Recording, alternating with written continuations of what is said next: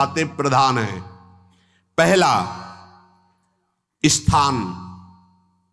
आप कहां बैठे हैं, कहां रह रहे हैं, किस जगह खड़े हैं, आपको स्थान देख करके ही बर्ताव में उतरना है। जैसे मदिरालय है, आप वहां खड़े होंगे तो तमोगुण अपने आप बढ़ने लगेगा, आसुरी प्रवृत्ति बढ़ने लगेगी। ऐसे ऐसे जिस स्थान पर खड़े होने से, देखने से, बात करने से हमारी वृत्ति बिगड़ रही, उस स्थान का तत्काल त्याग कर देना चाहिए, वहां से हट जाना चाहिए। पहला है स्थान।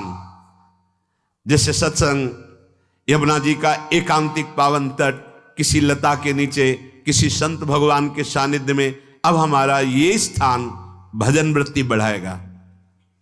उस व्यक्ति का घर जिसके पास जाने से वासनाएं बढ़ रही, उस स्थान में जहां दृश्य देखने से हमारे अंदर गंदी बातें आ रही, पहला है स्थान।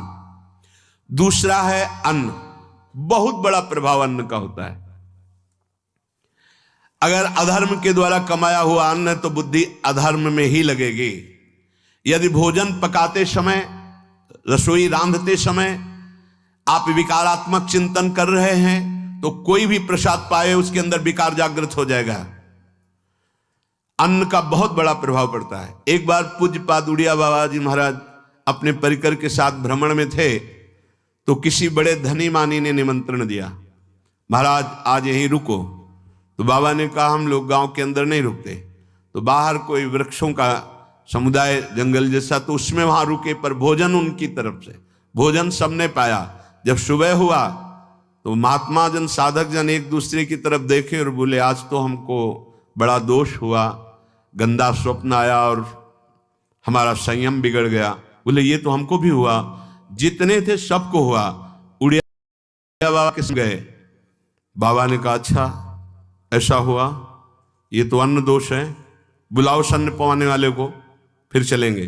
बुलाया और बाबा ने कहा बिल्कुल सत्य बोलना, नहीं तो आप जानते हो इतने महात्माओं के संयम को आपने भ्रष्ट कर दिया, सत्य बोलना क्या बात थी? तो उनका महाराज संतान नहीं हो रही थी, सुना था आप बहुत सिद्ध महापुरुष हैं तो आपके परिकर को इसीलिए पवाया, अंदर काम भाव था कि हमारे कामना थी कि संतान उत्पन्न हो, वैसे ही चिंतन करते हुए बनाया ऐसे। बोले सबका संयम नष्ट कर दिया, होश में, नरक जाने वाली बात मत सोचो। अरे संतों को पवाओ जैसे अपने पुत्र को पवाते हैं, ऐसी भावना करनी चाहिए। आज हो भाग्य तो परिणाम खुद मंगल में निकलेगा। काम भाव से युक्त होकर क्यों बनाया? सब संतों के अंदर विकार पैदा कर दिया। अन्न का प्रभाव पड़ता है, हम जैसा अन्न पाते हैं वैसा। कई बार सुनाया है, सिद्ध महापुरुष पूज्य प्रातः स्मरण श्री बलराम दास जी महाराज झाड़ू मंडल के, यमुना के पावन तट पर ही है, रासमंडल के पास ही, वो अपने एक लता के नीचे बैठे हुए भगवत चिंतन कर रहे थे। अचानक यमुना जिस नजदीक है तो कोई माई स्नान किए हुए निकली तो नेत्रों ने देखा और विकार उत्पन्न हो गया। वयोवृद्ध सिद्ध महापुरुष, उन्होंने कहा आप तो इस शरीर को नष्ट कर दूंगा। शिष्यों ने कहा महाराज ऐसा क्यों? बोले किसी माता के शरीर को देखकर हमारे अंदर विकार क्यों आ गया? ऐसा नहीं, आज तक कभी नहीं हुआ, ऐसा क्यों हुआ? उनका महाराज आपस में सब शिष्यों ने कि कुछ ना कुछ तो खान पान में गड़बड़ी हो गई, तभी ऐसा हुआ। बाबा आज परिक्रमा करते हैं वृंदावन की, बाद में आप जो आदेश करेंगे जैसा करेंगे, पहले परिक्रमा। वृंदावन की परिक्रमा का बहुत बड़ा प्रभाव। जब कभी मन आपका ऐसा विक्षिप्त हो, परेशान हो, तत्काल परिक्रमा प्रारंभ कर देना, नाम जप करते हुए। आप देखना परिक्रमा पूरी होते होते शांति हो जाएगी। बाबा ने खूब नाम कीर्तन करते हुए शिष्यों के साथ परिक्रमा दी, मन का विकार शांत हो गया। उनका ऐसा कैसे हो सकता है कि हमारे अंदर विकार आ गया? ये बड़ी सूक्ष्मता का विषय है। कल प्रसाद कहां से आया था? तो उस समय लाडले गोविंद देव जी महाराज यहीं विराजमान थे वृंदावन में। बोले तो ठाकुर गोविंद देव जी का प्रसाद आया था। लकुट उठाई, गए हो तो भगवत स्वरूप तस्मित तज्जने भेदा भावात। भगवान और भगवान के ऐसे जनों में भेद नहीं होता, वो भगवत स्वरूप होते हैं। गए और कहा बताओ आपका प्रसाद न पावे तो अपराध लगे कि प्रसाद नहीं पाया, और प्रसाद पावे तो हमारे अंदर काम जागृत हो जाए, हम तो मरे ना दोनों तरफ से। तो ठाकुर जी बात कर रहे थे, दूसरों को नहीं सुनाई दे रहा था।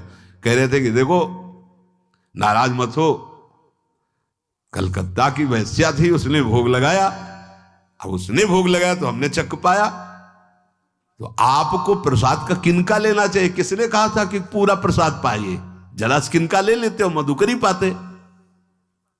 हाँ ये बात आपकी मान, तो हमारा तो पूरा विश्व है, कोई भी भोग लगाएगा हम तो पाएंगे। और हमारे प्रसाद की निष्ठा आप सबके हृदय में, तो किनका लीजिए, पूरा मत पाइए। सोचिए, भगवद अर्पित प्रसाद और वृत्ति, भगवान ने आदेश किया किनका पाओ, माधुकरी मांग के खाओ।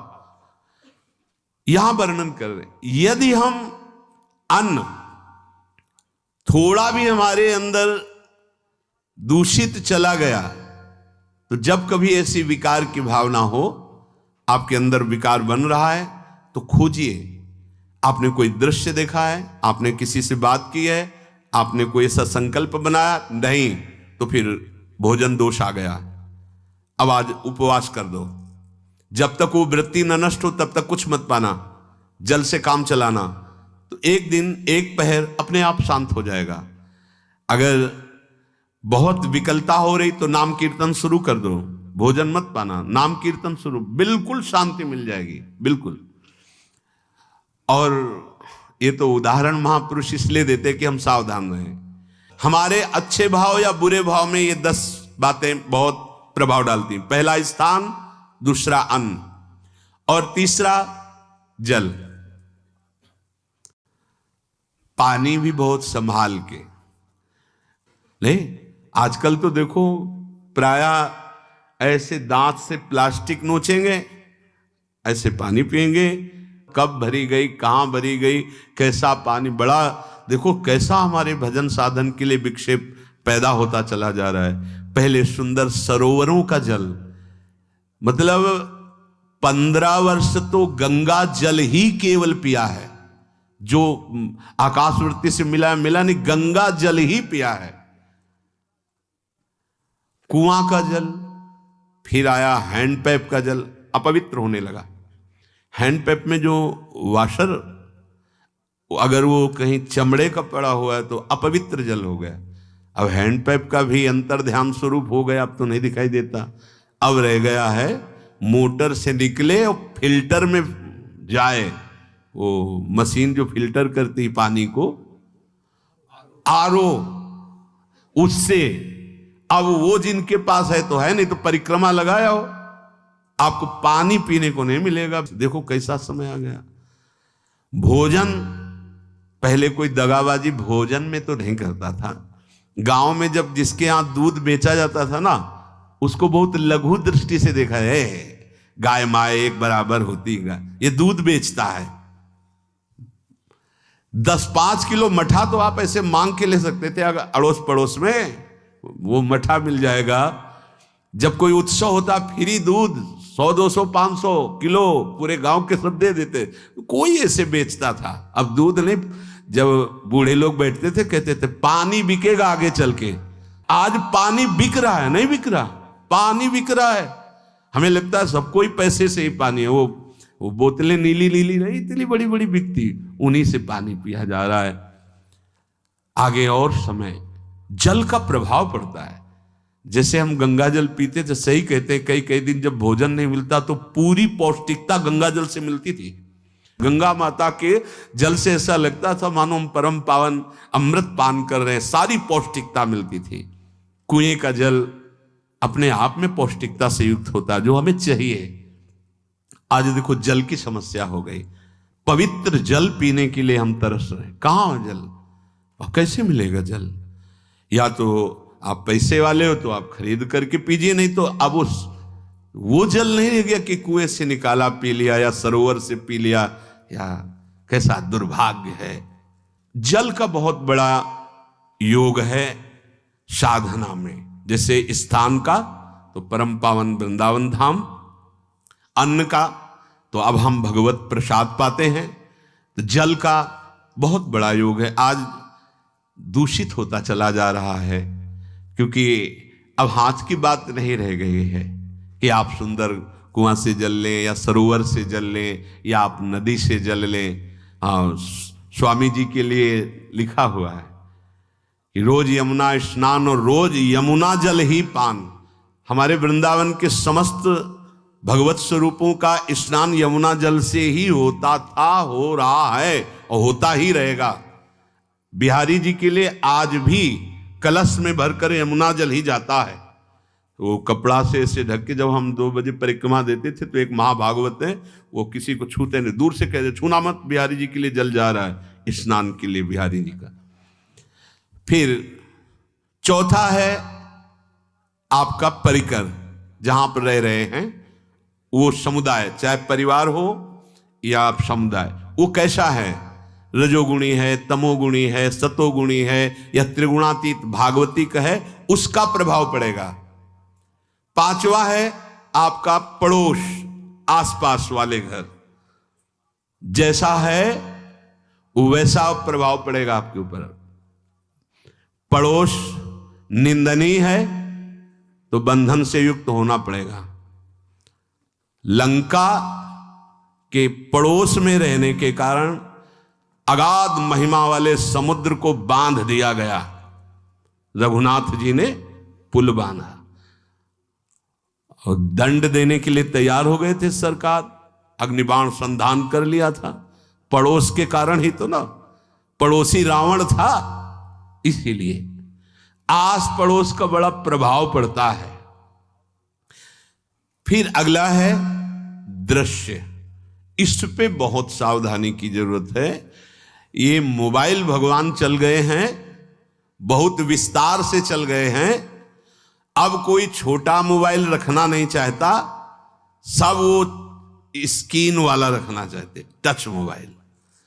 दृश्य से बचो, बच्चों, जवानों, बूढ़ों, सबकी वृत्ति जो माया आकर्षित करती, जो दृश्य हम देखने के लिए अंदर से उल्लसित है, वो मोबाइल में सब है, चाहे भागवतिक और चाहे सांसारिक।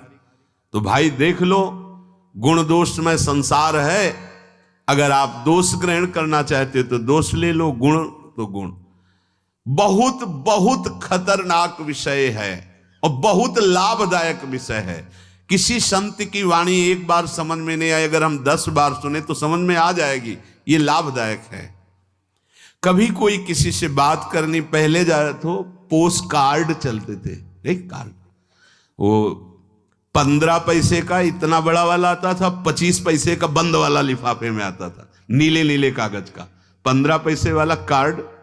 उसमें चिट्ठी जाती थी महीनों में, कभी यहां 1 मिनट में अमेरिका से बात कर लो, कितनी बढ़िया बात हो गई।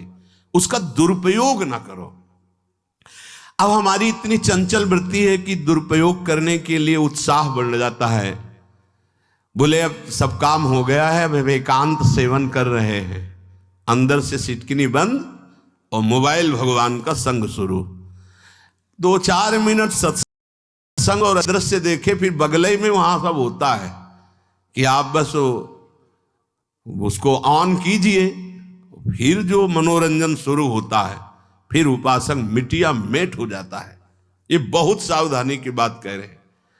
वैसे हमें लगता है यदि आपको इस बड़े कार्य वाले ना हो तो छोटा मोबाइल रखे तो अच्छा रहता है। तो इसलिए ये एक ऐसा कलयुग भगवान ने